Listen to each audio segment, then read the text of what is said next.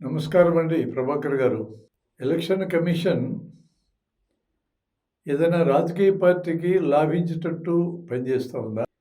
అధికార పక్షమే ఇలా ఏమన్నా చేయిస్తూ ఉందా? అధికార పక్షానికి ఈ విషయం తెలుసా? తెలియదా? ఎలక్ట్రానిక్ ఓటింగ్ మిషన్లని మ్యానిపులేట్ చేయడం సాధ్యమైన కొందరు, సాధ్యం కాదని కొందరు మాట్లాడుతూ ఉన్నారు. దీని గురించి ఏమైనా మనం మాట్లాడగలమా? మిషన్ రీడబుల్ ఓటర్స్ లిస్ట్ అంటే అర్థం ఏంటి?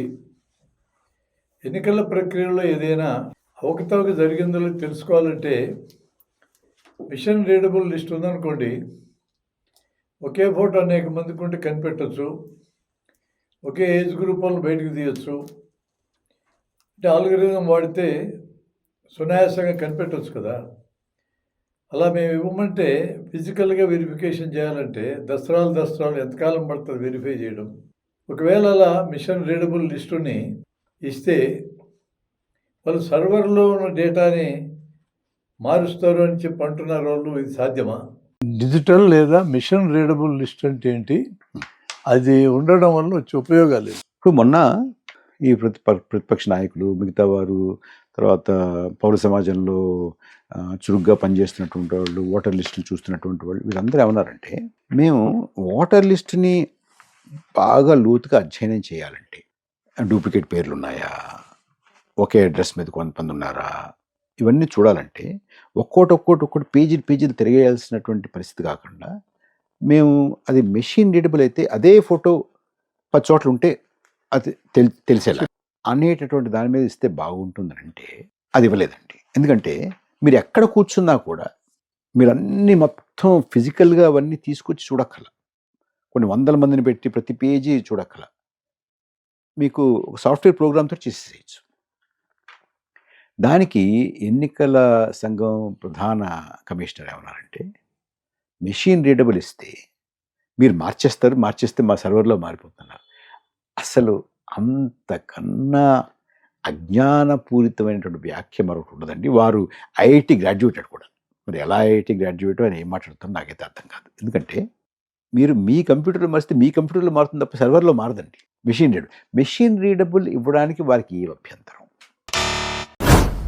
ఇంతే కాదు, అది ఇవ్వమని చెప్పడానికి ఇంకొంచెం లాజిక్ అయిన ఆన్సర్ కూడా చెప్పడం లేదు కదా. అబద్ధం చెప్తున్నారు.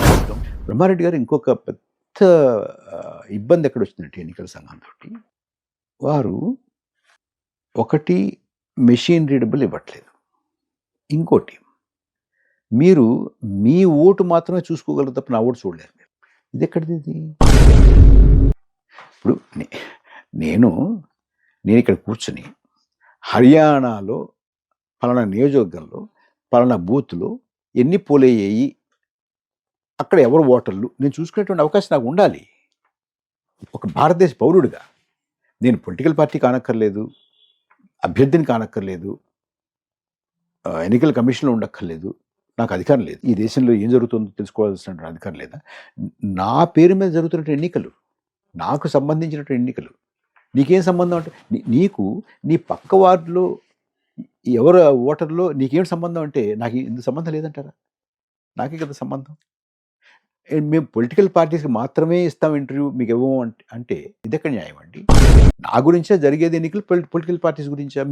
మీకు పొలిటికల్ పార్టీస్ మధ్య ఉన్నటువంటి క్రీడ ఇది కాదు కదా.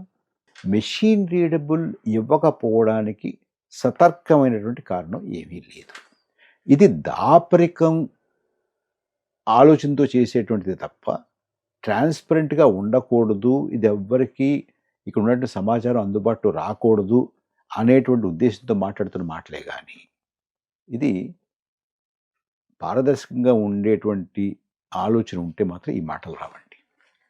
అది దాపరికమే అనుకుంటే వాళ్ళు ఏ ప్రయోజనం కోసం దాస్తున్నారో ఊహించవచ్చు. అది వాస్తవం అయితే. బ్రహ్మారెడ్డి గారు, 2 విషయాల మీద మనం కొంచెం జాగ్రత్తగా ఉండాలండి. ఒకటి, ఇది ఏదైనా ఒక రాజకీయ పార్టీకి లాభించేలాగా చేస్తున్నారా, అధికార పక్షానికి లాభించేలాగా ఇలా ప్రవర్తిస్తున్నారా? ఒకటి. రెండోది, అధికార పక్షం ఇలా చేయిస్తుందా?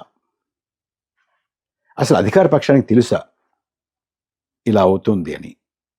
ఈ 2. ఇంకొక దీనికి సంబంధించిన ఇంకోటి ఏమిటంటే, అసలు ఈ ఈవీఎంలు అనేటువంటివి మ్యానిపులేట్ చేయొచ్చా? ఓకే. ఈ 3 కూడా కనెక్టెడ్ అండి.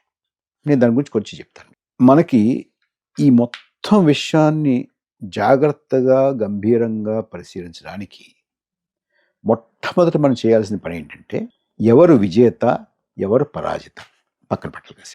మన ఫోకస్ దేని మీద ఉండాలంటే, అసలు మనం రాజ్యాంగబద్ధంగా నిర్ణయించుకున్నటువంటి ప్రజాస్వామిక సూత్రాలకి అనుగుణంగా ఎన్నికలు జరుగుతున్నాయా లేదా? ఎవరికి లాభించింది, ఎవరికి లాభించలేదు అనేది పక్కన పెడదాం కాస్త.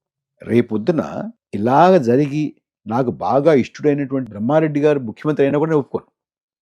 ప్రక్రియ సరిగా ఉండాలనేది నా ఉద్దేశం. అంచేత కాసేపు విజేతలు ఎవరికి లాభం జరిగింది కాసేపు పక్కన పెడదాం. పక్కన పెట్టి అసలు ఈ ప్రాసెస్ అనే దానికి ఇంటిగ్రిటీ ఉందా, లాజిక్ ఉందా, ఇది మనం అనుకున్నట్టుగా జరుగుతుందా అనే దాని మీద కనుక మనం ఫోకస్ చేస్తే చాలా విషయాలు మనం అసలు ఇంకో రకమైనటువంటి రంగు దీనికి రాదు.